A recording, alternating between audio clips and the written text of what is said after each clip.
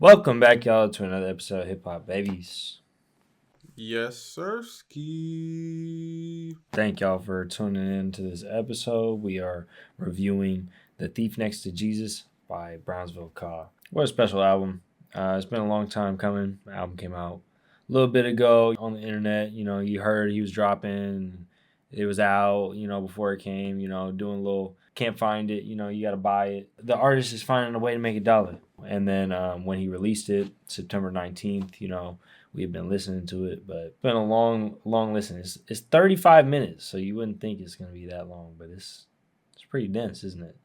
Yeah, it's a lot in this album. Obviously, rest in peace to Kai. First and foremost, Kai had been, putting in work for years. The thing that really drew people to Kai, I think, consistently was that when he dropped, he always would make sure that no time is wasted as far as like the rollout, as far as dropping the project and making sure that the people get a quality project for them to listen to. Before this project, he dropped two projects, 2022, maybe a brother-sister album, two albums, pretty much back to back. And both of those were interesting. And then this one came out, and when it came out, it was like, dang, this is a really deep, really dense project, really talking about the state of hip-hop and like the state of just progressing and living life, seeing a lot of things that you've seen, hearing a lot of things, learning a lot of things about culture, religion, as far as like being a man and making decisions, as far as like accepting what you've been taught and some of the things you've been told, right? Ka has always been really topic heavy. When I started listening to him around the time of like Grief Pedigree, right? I feel like Ka has always been a really tough MC, a really technical MC. I mean, he's always had, really like hardcore fan base, but what really kept people following him is the way he kept his cold and distant rhymes relevant to whatever topic he picked. And I think a big example of that recently was The Hermit and the Recluse. That album where it was him and a producer, and they made a whole album about like mythology and stuff. You know me, we were playing Age of Mythology and stuff. I like mythology. He's one of those rappers that when he picks something like that, he puts his whole heart into it. And this is an album like that as well. And it's crazy because this is send-off album. And he sent it off in a way that was kind of like, I wouldn't even say asking for forgiveness, but it was in a way that was like, I've done what I've done. I've talked about what I could talk about. And this was everything that he was kind of touching on, as far as like if he was trying to teach you things or tell you things like to stay straight or like to stay focused on what you got going on. He put it all in this project. You know what I'm saying? And it was crazy how when you listen to this project, it like flow. I think that the mythology, comparison is good, but this is way more deeply personal to, Black America in general, which is mainly who he's addressing. And then also, like Black church, white church, there's thief next to Jesus, there's two thieves next to each other. I think that it's more than just about himself, but also, like one is asking for forgiveness, one is arrogant and does not think it needs forgiveness, when, clearly the white church was going along with slavery back in the day and did not, bat an eye, did not follow the teachings of Jesus. That was kind of like how I was picturing it. It's a crazy theme. And I think that just like if you ideate and you think about it just for like a little bit, bro, you're going to get something from it. The song True Holy Water, where he's got the screaming in the background and it makes the beat. Because it's supposed to be, chilling the way that the song is supposed to make you feel. It makes you feel that way. I like stuff like that. I like stuff that's not meant to be comfortable. Like these conversations, nothing on here I really think is comfortable. It's more personal to him. I could tell he grew up in the church. I grew up in the church. There's definitely very different churches across America. Me growing up in California, it's a little bit different than, somebody growing up in New York. I'm about standing on business, standing on your word, standing about what you believe in. Like, I think that's kind of what Kyle was getting at in this too, is just holding people to, the things that they say they believe in. And like, if you not seeing what he's saying, you kind of moving like a bot. The introspection, man. 35 minutes. 30 that's all he needed, bro. Kyle's music always, whenever he dropped the album, it was one of those things where it's like, okay, he's dropping an album when I have time. Because I know even as a fan, I'm not just gonna hop into a Kai album and just be like, man, I'm gonna listen to it and it's just gonna flow by. Like, you got to get into the way he rhymes. You got to get into the way he raps. And this intro, bread, wine, body, blood, was no different. He's basically talking stuff about the rap game and some of the culture aspects, as far as like, rappers talk about drugs, alcohol, and then even with the woman rappers nowadays, they damn near promote prostitution, at least from his point of view. And he's like, sometimes we need to slow down and start to focus on some of the positive things, or just like trying to bring knowledge or bring light to certain situations. And, one of the things that loops on that song is, or don't be the person that harms you. Like, don't be part of the thing that harms you, right? Don't be the weapon they use to harm you. Don't be the weapon they use to harm you, right? And he keeps saying that on the track, and I feel like, some people talk and say that rap is harmful and some of the messages it spreads, but I think Ka has always been one of those people that is against that. And I think the way he goes even into Beautiful, hope you live a long life, hope it's beautiful. He talks about all these graphic, sometimes it almost comes off like he's angry or he's mad because he's so cold with it, but really, I think he's just acknowledging stuff and trying to bring awareness and bring certain people to a certain side, or try to find an understanding. He's not saying anything too crazy either. Stop killing us was the main line I took from that one. We promoting all these different things, but there's no like central message amongst hip hop. I feel like you got a bunch of different lanes, a bunch of different people, but we all are inflicted by the same systematic oppressions. Really, stop killing us. That was a huge movement in the 2020 protests. I feel like we got away from that a little too fast, and I think we got to backpedal a little bit. That was a great message. You're saying it takes a while to get into it, the way that he raps, but like I just feel like if you know anything about like writing, or you like listening to like deep shit, like spoken word, almost like the like alliteration of Beautiful, and the way it just like keeps going, and he's using it in like different ways each time that he comes back to that sample is one of the craziest ways to use a sample. Like that shit was so clean, bro. It might never click for certain people, but I think one of those things that even as a fan, it's like his music is his own thing, to the point where when you get into it, it is a shift from whatever else you're listening to. Considering what happened, it adds a whole nother layer to it.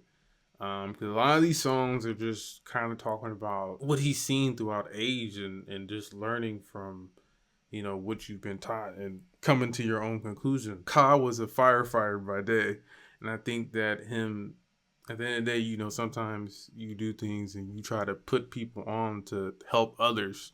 Especially when, you're going into some of these tracks, he obviously felt like he's done some wrong things, or he hasn't done some of the best things in his life.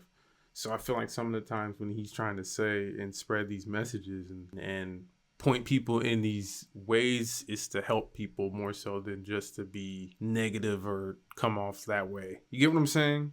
Because sometimes that's the cold reality of things. And I think Testimony just talking about how he's getting older. He feels pain when he's doing certain things. And he used to be more agile. He used to be living and doing things. But now, because he slowed down and he has time to learn from his mistakes, he can pass down these lessons so others don't have to learn. Borrowed Time, again, right after that, going into like, I only have so much time, and hopefully what I did, what I could do with the time I was given, hopefully it was enough. I don't know if he knew, and a lot of his music dealt with mortality or just things like that. Yeah, the whole album just kind of eerie in a way, the stuff that he talks about, but grieve about their life differently, have like regrets and stuff like that. So, you can't blame him. I feel like a lot of it, he was coming for the rap game first, and then he's talking about himself going internally, and then he goes back out, and he goes back towards like the church at this point. So it's like kind of like thematically, it's like all stitched together, you know what I'm saying? And then we get into like Collection Plate, where if you really wanted to bless me, you would have gave me that collection basket, because why the fuck are so many communities with churches? It's a stereotype at this point, pastors getting, the Mercedes and having the nice suit and all that. Like, why is there so many examples of that, and there's people that are struggling in those communities, just to be frank with them, because, that's what he is. He's just real. And I mean, I know as much as anybody, I don't like to sugarcoat things or dance around it. I'll just say it directly because you know you only live one life, bro. Can't just be hoping somebody understood you. I think, you know, him touching on religion and how, like, you know, the church participated in the slave trade, and also just going into how, like, it's such a big part of the black community. I think that was an interesting topic because, you know, going into the title as well, The Thief Next to Jesus, right? I think that is an important title, especially now that Ka has passed, because, you know, the thief next to Jesus, there was two of them. One of them was bad, and he wasn't really trying to repent as much. He was more kind of like, whatever, I did what I did, and I'm gonna deal with it. And then one of them, you know, basically begged Jesus for forgiveness, and Jesus blessed him and basically said, you know, you will be forgiven, and he passed. And I think a lot of this album kind of gives me that, like, confessional, or not really confessional, because he's not confessing the crimes or anything, but he's more so just like, I wanted to get some of these things off my chest right now, whether it's about the rap game, life, his ideals on religion, even police a little bit on, like, Broke Rose Window, right? Where he's like, before you air the gun out, never forget where you from, message to the black cops, like stuff like that. Or he's talking about, you know, how as a child on that song, all he heard was, no, you can't have that, put it back next time. You know, shit was often insufficient portion, not until it called for less dime. Like, kind of like, you know, he rhymes it a certain way. He's just painting you these pictures of, like, you know, this is where I came from. Another track on this album, he says, like, at one point he couldn't, you know, he didn't really read well. And now he's one of the best poets in the game. Like, a lot of this is just about, like, how he overcame certain things or how he progressed to be a better person, even though he had to, you know, make certain decisions. And it hit because even, you know, at this point in my life, you know, you try to be the best person you could be. You try to make the best decisions, and sometimes it doesn't turn out well. But then at the end of the day, you know, you, as long as you're not doing anything with malicious intent or actually, like, trying to harm your community, right? Are you really that bad of a person? He goes about touching on that topic in so many ways on this album that it's insane. Yeah, I mean, it's something you can get wrapped up in pretty easily. So, but that's the beauty of confession. I feel like, you know, that's a pretty common hip hop artist trait, you know, is just to teach people, you know, the things that they should be knowing. So I think this is probably my favorite Christian rap album of all time. Firmly say it. I can say it because, you know, because it just talks about it in such a way that is actually, like, you know, deeply profound. You know, it's like, it's not something that's okay.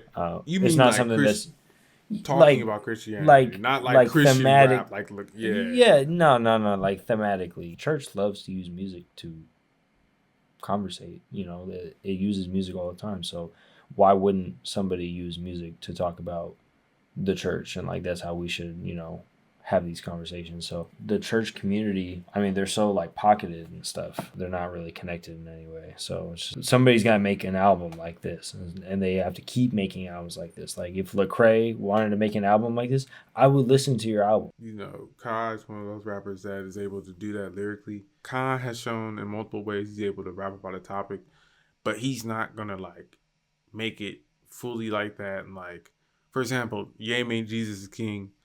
Khan is going to do something that's more pertaining to his perspective and his ideals regarding this. And I think that what really took this to the next level, I don't know, like, Khan has dropped so many projects at this point consistently that it's like every time he drops something, I know that he's going to really dive deep into something. And got, like, songs like God Undefeated, you know, talking about, like, you know, God really supports the winners.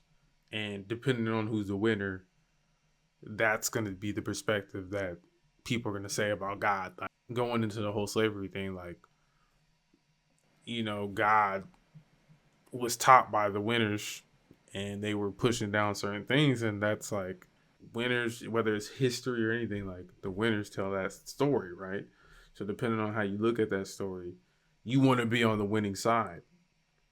And I think, you know, as he keeps going into it, you know, the cross you bear, these titles, him and I was a crazy highlight. He was just sending missiles as far as, like, this is what I wanted to say about this topic, or this is what I had to say in this moment about, like, how I survived or how I made it throughout all this stuff. When I kept listening to it, it's like, man, like, it kind of really brings you into this moment. And then when you go off to other things, I'm still like, damn, like, that Kyle project is really sometimes still on my mind.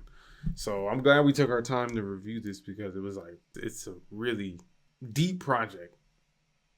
It's hard for me to listen to sometimes still, especially with the situation. It's like, man, like, it's a lot talked about. I haven't really been addressing that too much, but it is sad, and it's kind of haunting a little bit, especially because, you know, the excitement around this project is sad, bro. I was shocked. It is sad, but there is a positive. I think Kai's music and what he was talking about is going to be something that lasts and something that I could, you know, always go back to and just enjoy. Especially when I was in school more so. Like, Kai's music really kept my brain going sometimes. You know, sometimes I wanted to listen to something and I wanted to, you know, just go somewhere else and just really listen to something, but not something that's just like, you know, fun or just like, it's like he's challenging me sometimes, and he's also just talking about things that I can relate to in a way that I can see from my perspective, you know? And I think this was another one of those albums where, especially as I get older, it'll connect more and more. And I think that he was really good at that. As I've gotten older and I went back and listened to Grief Pedigree, as I went back and listened to some of those other albums, I'm like, man, I see this even more than I saw it when I was listening to it when I was a young kid, just downloading mixtapes or just listening to stuff on the internet, you know? And I think that's really important to me, and I know that's really important to other people. And I think that this album, he knew it was important to people, and that's why he made this album the way he did. Just a really important album, and I think that that's kind of the point of artistry in general, believing in the afterlife, you know, music and like remembering people, you know, makes them kind of immortal. People are going to be looking at this music as like a time capsule, and I feel like, you know, we're just going to progress as humans. Like, stuff like this might seem like elementary to people, you know, like in that time, you know, how we listen to like 60s music, or like, you know, you go back even further than that, and it just seems so simple, so plain. I feel like, you know, there's still stuff to grow and stuff to go on, but this moment right here, this album is a defining moment of like 2020s and like what people will go back and listen to, because this is one of the best writers period in hip-hop. So that alone is going to get people to keep on coming back. Like you said, it's bad news, but at the same time, the good news is he's put out enough work and such great projects that you just go through that catalog. He's got an insane legacy. When he says, I hope it's about time when my time comes, you know, us as fans can like look at what he's given us and be like, give me everything I could ask for plus some, you know? So yeah. For sure, bro. Being from Brownsville, like, no one's supposed to make it from there. You know what I'm saying? And that's the thing that's really motivational about his music, and just like the way he would rap so intellectually about things. You know what I'm saying? And sometimes with these rappers, you know, you have to acknowledge where they're from, and that's why I love that he always was like Brownsville Car, like on Apple Music, everything he's Car. But if you know him, you know, you associate him with Brownsville, and he repped his city to the day he died to the best of his ability. Like I said, a firefighter, so he probably was even saving people's lives out there, literally. And with his words, helping people in other ways. And I think that's more than you can ask for, right, from a man. And I think that just like Jesus is remembered, like you said before, the thief next to him is remembered in the story as well. Just for that moment of just human connection, right? Just asking, letting it all out in a moment, just be like, I know I did wrong, or I know I did this. This is just my story. And at the end of the day, I want to be right. Kyle was right. You know what I'm saying? He made it right, or he did the right thing with his career. It's a great album, but it is a heavy album. Like, even recommending others to listen to it, I will say that just be ready to sit and listen. It's not really like bumping. It's not really a lot of even grooves on this. You know what I'm saying? You got to make it out. You gotta make it out of this one. You know, but it's not like bad, bro. It's just like kind of like what kind of mind state you're gonna be in. I mean, I feel like it's like perfect for fall and winter. You know, you're not going to the beach with your friends. You know, you're not going to the movies. You know, you by yourself. You're sad. Yeah, I see you through the camera. I see you. You're sad right now. This is a pretty sad album. It's pretty dense.